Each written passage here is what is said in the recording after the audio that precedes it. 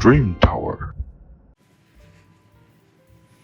안녕하십니까. 돈되는 부동산 함주원입니다. 네, 오늘도 역시 부동산 Q&A 시간을 갖도록 하겠습니다. 저희 카카오 채널을 통해서 많은 질문이 올라왔는데요. 그 중에서 재개발 관련해서 시청자분들이 궁금해하실 내용 저희가 선정을 했고 거기에 대해서 답변해 드리는 시간 갖도록 하겠습니다. 그럼 바로 첫 번째 질문을 보도록 하겠습니다. 지금 저희 카카오 채널을 통해서 질문을 해 주셨는데요. 우선 질문을 한번 보도록 하겠습니다. 재개발, 재건축 문의, 그 다음에 살고 있는 집이 재개발이 될 때 공사하는 동안 어디서 지내야 하나요? 이렇게 질문을 해 주셨습니다. 우선 재개발이 됐을 때에는 내 부동산, 물건이 없어지는 거죠. 그렇기 때문에 이사를 나가야 됩니다. 그런데 여기서 중요한 점은 바로 이사를 나갈 때 조합 측에서 내가 거주할 수 있는 집을 마련해 주겠지 이렇게 생각하시는 분들도 간혹 있습니다. 그렇지가 않습니다. 조합에서 집을 마련해 주는 것은 아닙니다. 본인이 거주할 집은 본인이 알아서 스스로 집을 마련을 하셔야 된다라는 점입니다. 그러면은 방법이 있겠죠. 어떻게 집을 마련을 해야 되는지 답변을 드리도록 하겠습니다. 우선 크게 보면은 두 가지 측면으로 볼 수가 있겠는데요. 집주인 입장입니다. 집주인의 입장이 있을 거고요. 그 다음에 내 물건의 세입자죠. 세입자가 거주하는 측면도 있을 겁니다. 이렇게 집주인 입장과 바로 세입자의 입장 두 가지로 구분해서 설명을 드리도록 할 텐데요. 우선 집주인 입장에서 봤을 때 내 집을 마련을 해야 되는 상황입니다. 그러면은 첫 번째 이주비죠. 바로 이주비 대출이 나온다라는 점입니다. 이 대출을 받고서 본인이 거주할 수가 있는 집을 마련을 하시면 되겠습니다. 우선 서울 기준으로 봤을 때 많은 지역들이 비규제 지역으로 변했습니다. 그전까지는 투기 과열 지구로 지정이 되어 있었고 경기도권도 대부분 조정 대상 지역으로 묶여 있었습니다. 하지만 요번에 다 풀렸죠. 그렇기 때문에 비규제 지역 기준으로 설명을 드리면 우선 대출은 70%까지 나옵니다. 대출은 70%까지 나온다라는 점이고요. 그 다음에 DTI라든가 그 다음에 DSR이죠. 이 DSR 적용을 안 받는다. 이렇게 이해를 하시면 될 것 같습니다. 그렇기 때문에 내가 집주인 입장에서는 이주비 대출이 나오기 때문에 최대 70% 물건의 매가는 9억까지라는 점 참고하시면 될 것 같고요. 이렇게 이주비 대출을 통해서 내 물건이 재개발이 됐을 때 전세라든가 아니면 월세로 잠깐 거주했다가 재개발이 완료가 됐을 때 다시 들어오는 이런 경우가 굉장히 많다. 그렇다면 두 번째로 봤을 때 세입자의 입장을 한번 보도록 하겠습니다. 이 세입자의 입장을 봤을 때는 바로 이사비가 나온다라는 점입니다. 이사비가 나오면서 이 이사비를 조합 측에서 받을 수가 있다. 이사비라고 하면은 우리가 보통 이사를 할 때 뭐 많게는 몇백만 원도 나오고 적게는 몇십만 원까지 이사비가 나옵니다. 우리가 이사비를 측정할 때는 뭐 고가의 물건이라든가 아니면 이사를 해야 될 품목들이 많았을 때 이사비가 높게 나옵니다. 그렇기 때문에 이사비를 측정할 때 조합 측에서 어떻게 측정할지는 조합 정관에 따라서 틀려진다라는 점 꼭 명심하시면 좋을 것 같고요. 근데 여기서 중요한 점은 바로 이사비를 집주인이 먼저 받는다. 그리고 이 이사비를 다시 세입자한테 준다라는 점입니다. 먼저 조합 측에서 세입자한테 이사비를 주지는 않습니다. 집주인이 먼저 받고 그 다음에 이사비를 바로 또 세입자한테 준다. 그래서 재개발 안에 내가 세입자로 거주를 하고 있다. 그런데 이사비를 받을 수가 있는 것으로 알고 있었는데 이사비를 어떻게 받아야지 몰랐던 분들의 경우는 보편적으로 봤을 때는 집주인한테 이사비를 받는다라는 점 꼭 명심하시면 좋을 것 같고요. 뭐 예를 들어서 집주인이 해외에 거주를 하고 있거나 그럴 경우에는 이 세입자가 바로 다이렉트로 받을 수는 있습니다. 그런데 보통은 집주인이 받는다라는 점 꼭 명심하시면 좋을 것 같고요. 그 다음에 마지막으로 봤을 때는 보상비입니다. 보상비.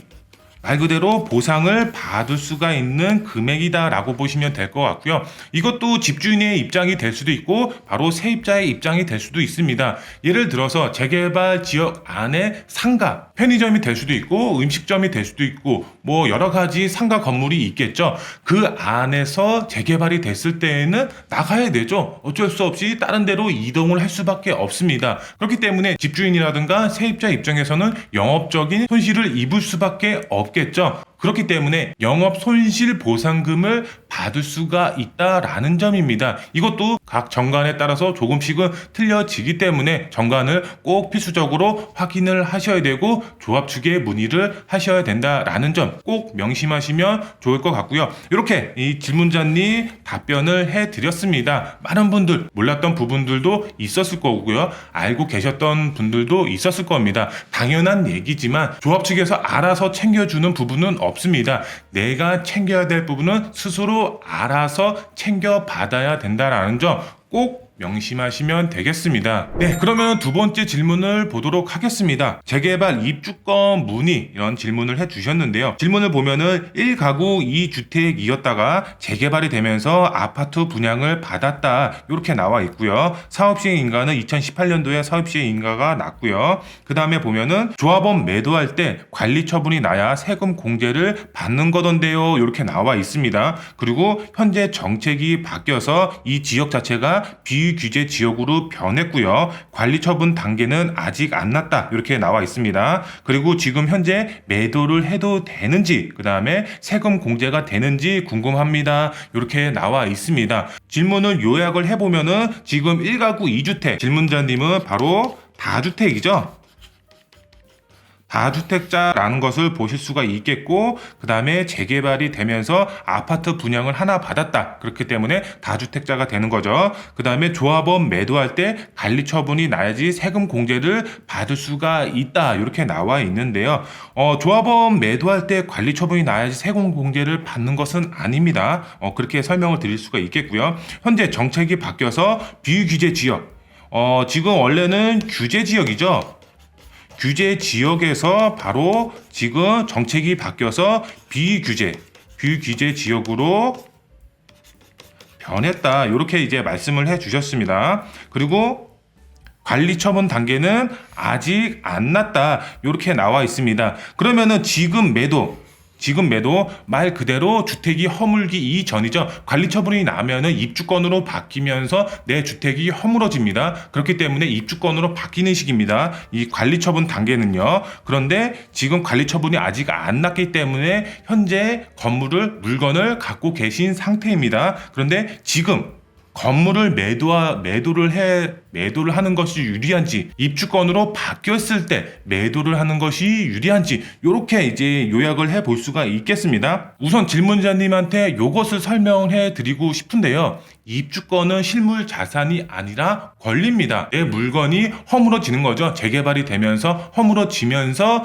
내가 새로운 아파트에 입주할 수 있는 권리를 획득하는 것이 바로 입주권입니다. 이 개념은 첫 번째로 잡아 놓으셔야 될 것 같고요. 그런데 여기 봤을 때는 다주택 여러 채를 보유를 하고 있는 상태입니다. 2주택이죠. 2주택자도 다주택자로 포함이 되죠. 근데 여기에 봤을 때 입주권은 바로 중과가 되지 않는다라는 점입니다. 실물 자산이 아니라 권리이기 때문에 제가 말씀을 드렸죠. 권리이기 때문에 양도세 중과가 이루어지지 않는다. 이렇게 설명을 드릴 수가 있겠는데 근데 반대의 상황이다. 입주권 매도를 하는 것이 아니라 입주권이 있는 상태에서 내 주택, 실물 자산을 매도를 한다. 그러면은 중과가 됩니다. 왜? 입주권도 주택수에 포함이 되기 때문에. 그런데 질문자님의 경우는 실물 자산은 남아있고 바로 입주권, 권리를 매도를 하겠다. 이렇게 보여지기 때문에 중과는 되지 않습니다. 이것을 먼저 설명을 드릴 수가 있겠고요. 근데 질문자님을 봤을 때 규제 지역이죠. 규제 지역에서 비규제 지역으로 변했다. 이렇게 나와 있습니다. 그러면은 규제 지역이죠. 규제 지역 내에서는 매도가 불가능합니다. 관리 처분 이후에 매도를 할 수가 없습니다. 그런데 이게 비규제 지역으로 변하면서 매도가 가능해졌다라는 점 또 추가적으로 설명을 드릴 수가 있겠고요. 그런데 여기서 정말 중요한 점이 있습니다. 규제 지역이죠. 이 규제 지역일 때 질문자님의 경우는 정책이 바뀌어서 비규제 지역으로 변했다. 이렇게 설명을 해 주셨는데요. 그렇다면 그 전까지는 규제 지역이었다. 이렇게 볼 수가 있겠죠. 그런데 우리가 내 물건을 양도를 할 때는 이 규제 지역인지 아닌지가 굉장히 중요합니다. 왜? 양도세를 계산할 때 내가 처음 취득한 단계에서 규제 지역이었다. 그러면은 나중에 비규제 지역으로 변했다라고 하더라도 바로 중과 대상에 포함이 됩니다. 10년이 지나건 20년이 지나건 30년이 지나건 규제 지역에서 취득을 했으면은 이 중과는 끝까지 따라간다라는 점입니다. 요것을 꼭 명심을 하셔야 될 것 같은데요. 앞서서 입주권은 바로 권리라고 말씀을 드렸죠. 실물 자산이 아니다. 요렇게 설명을 드렸습니다. 그러면은 어떻게 변하죠? 중과 대상에서 빠지겠죠. 그렇기 때문에 질문자님의 경우 양도소득세를 줄이려면은 지금 관리처분 이전에 매도를 하는 것보다는 바로 입주권으로 바뀌고 나서 매도를 하는 것이 양도세 측면에서는 굉장히 유리하게 끌고 갈 수가 있다. 왜? 중과 대상에서 빠지기 때문에 이렇게 설명을 드릴 수가 있겠습니다. 네, 그러면 세 번째 마지막 질문을 한번 보도록 하겠습니다. 질문을 보게 되면은 재개발 구역이죠. 재개발 구역 해제 후에 재지정이 됐을 경우 건설사는 어떻게 되는지 궁금하네요. 이렇게 나와 있습니다. 시공사는 정비구역 해제 취소되고 만약 다시 재지정이 될 경우에는 어떻게 되는지, 기존 건설사가 다시 하는 게 아니라 새로 경쟁을 하게 되나요? 아니면 애초에 건설사 지정되면 해제가 안 되나요? 개념을 잡아드리도록 하겠습니다. 재개발 구역 지정이 됐습니다. 그런데 여기서 재지정이 들어갔다. 그러면 말 그대로 요겁니다. 사업이 망한 겁니다. 망했다.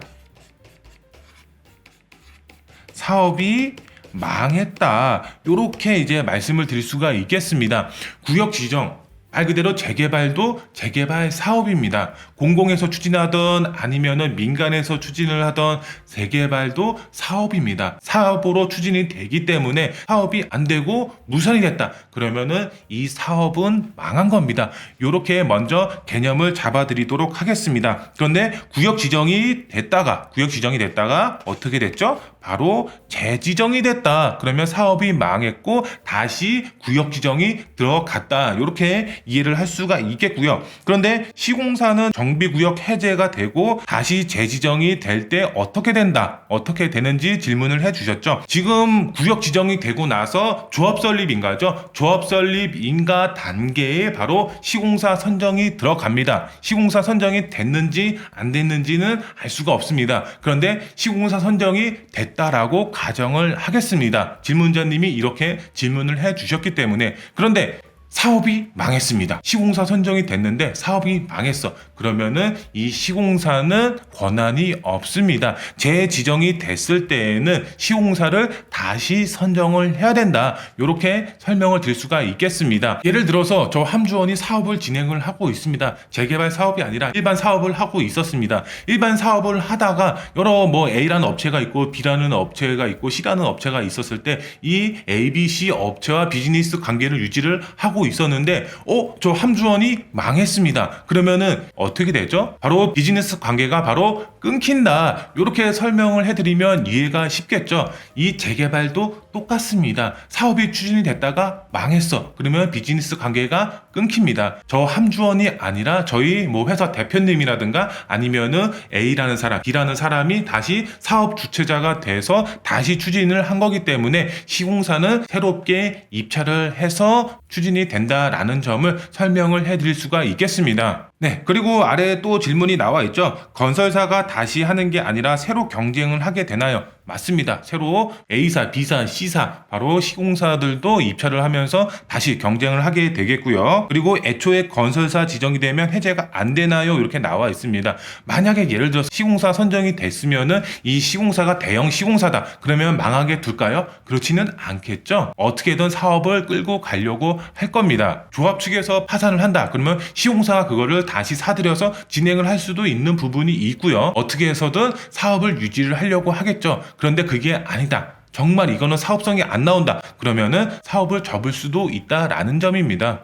주변 지가, 매가, 분양성 입지, 개발 호재 다 따지고 들어가서 향후에 사업성을 분석을 하겠죠. 그러면 망할 수도 있겠죠. 그런데 주변에 갑자기 개발 호재가 터졌어. 개발 호재가 터져서 분양가가 올라갈 수도 있고 매가가 올라갈 수도 있는 측면이 생겼어. 그러면은 여기 재개발을 추진했을 때 사업성이 나올 수가 있기 때문에 다시 추진이 될 수가 있는 사항들이 있겠죠. 요것을 보시면 되겠습니다. 오늘도 시청자분들이 궁금해하실 내용 Q&A 시간을 가졌습니다. 저희 카카오 채널을 통해서 다양한 질문을 해주시고 있는데요. 이 영상을 보시는 분들의 경우도 본인의 매물이라든가 아니면 투자할 수가 있는 지역이라든가 다양한 질문 올려주시면은 그거에 맞춰서 상담해 드리거나 이렇게 채택을 해서 영상으로 제작하면서 설명을 해드리는 시간 계속적으로 가질 예정이기 때문에 많은 관심 부탁드리겠습니다. 네, 오늘 영상이 마음에 드셨으면 구독 버튼, 좋아요 버튼, 알림 설정 버튼 부탁드리겠습니다. 다음 영상에 더 알찬 정보로 찾아뵙도록 하겠습니다. 감사합니다.